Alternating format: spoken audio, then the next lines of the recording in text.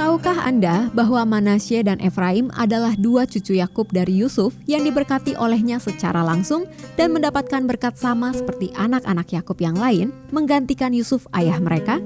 Kali ini kita akan bahas anak sulung Yusuf terlebih dahulu, yaitu Manasye.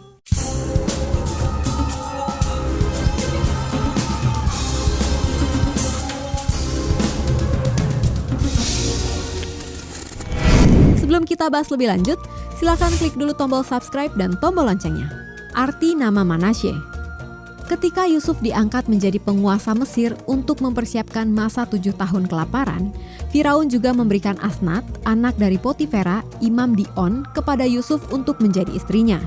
Anak pertama Yusuf dari pernikahannya dengan Asnat tersebut adalah Manasye, yang berarti yang membuatku melupakan, seperti yang dikatakan Yusuf dalam Kejadian 41 ayat 51 ini.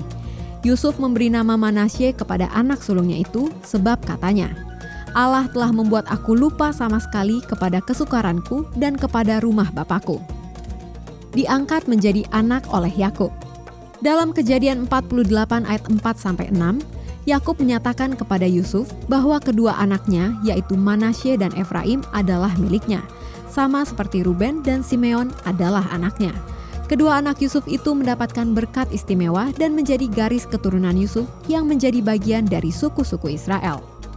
Tidak mendapatkan berkat kesulungan. Ya, mirip yang dialami Esau, Manasye tidak mendapatkan berkat sebagai anak sulung dari Yakub. Sebaliknya, Efraim yang mendapatkan berkat itu. Sewaktu Yusuf melihat ayahnya menaruh tangan kanannya kepada Efraim dan tangan kirinya pada Manasye, ia sempat protes. Namun inilah yang menjadi jawaban Yakub. Tetapi ayahnya menolak, katanya, "Aku tahu, anakku, aku tahu. Ia juga akan menjadi suatu bangsa dan ia juga akan menjadi besar kuasanya.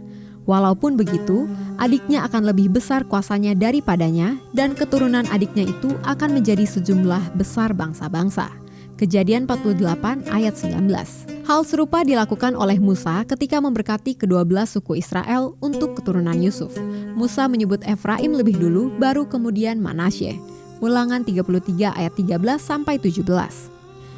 Namanya disebut hingga saat ini ketika orang tua memberkati anak-anaknya. Hingga kini dalam kebudayaan Yahudi, ketika orang tua memberkati anak-anaknya dalam perayaan-perayaan hari besar, nama Manasye dan Efraim disebutkan seperti yang dinyatakan dalam Kejadian 48 ayat 20 ini. Lalu diberkatinyalah mereka pada waktu itu, katanya, dengan menyebutkan namamu lah orang Israel akan memberkati demikian. Allah kiranya membuat engkau seperti Efraim dan seperti Manasye. Demikianlah didahulukannya Efraim daripada Manasye. Gideon, hakim dari suku Manasye. Tokoh yang menonjol dari suku Manasye adalah Gideon. Dia mendapatkan panggilan dari Tuhan untuk membebaskan bangsanya dari tekanan orang Midian dan orang Amalek, serta membawa bangsa Israel meninggalkan penyembahan berhala, Hakim-Hakim 6, saat ia sedang bersembunyi dari mereka. Dalam kepemimpinannya, Gideon bersama suku Manasye menghancurkan dewa-dewa Baal dan juga membangkitkan keberanian suku Manasye untuk melawan dan menghancurkan orang-orang Midian. Wilayah suku Manasye. Salah satu yang menarik dari suku Manasye adalah mereka mendapatkan pembagian wilayah yang sangat luas, hampir sebanding dengan luas wilayah Yehuda. Wilayah Manasye terbagi menjadi dua, dibelah oleh Sungai Yordan.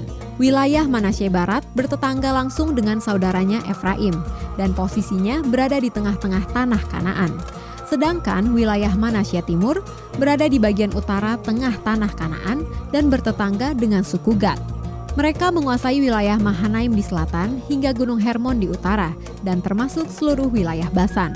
Yosua 13-17. Akhir keberadaan suku Manasye. Saat masa pemerintahan raja dimulai di bangsa Israel, yaitu pada masa Raja Saul, suku Manasye bergabung dalam pemerintahannya. Hal ini berlangsung hingga masa pergantian monarki, yaitu kepada keturunan Daud, hingga masa pemerintahan Raja Salomo.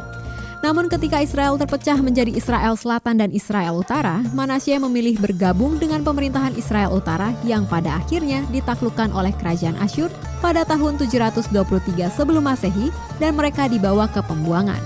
Setelah masa pembuangan ini, tidak ada catatan lagi tentang keberadaan suku Manasye sehingga mereka masuk dalam salah satu dari 10 suku Israel yang hilang.